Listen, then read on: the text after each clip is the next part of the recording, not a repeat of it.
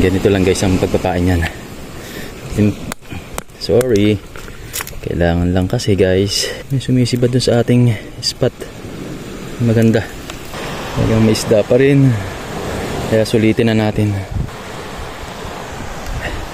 Let's go. Diretso na. Ayan, nababa na ang tubig ay.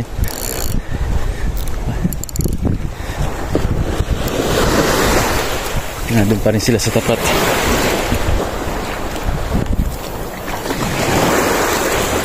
Ay, putragis. Yari ka ngayon. Patay, naisiksik agad guys.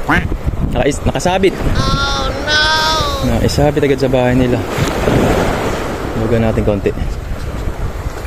Wow. Ano ba yung humila? Sige, tatagalan tayo. Panlay ito. Pagkasakmal niya doon sa biwas ay dalagad sa butas. Sa bahay niya. Inihila pa rin. Talagang umihila pa rin guys.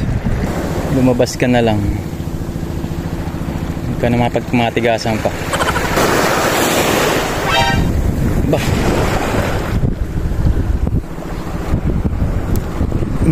Kaya palang hilahin. Kaya palang hilahin. Kaya palang hilahin guys. Kaya palang hilahin. Kanlay nga. Kanlay. Yung kasamahan ng ating nahuli kanina. Pagod na siya guys. Yes, kanlay. Ay, kasamahan iyan. Yari ka. Alam mo, susuko ako sa'yo ha. Maganda sabit sa kanya guys.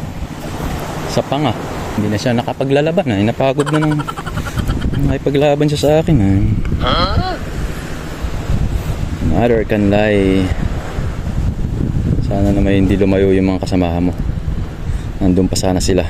Ang ganda, sinabitan guys sa matigas na parte ng kanilang bibig. Okay, another one. Thank you.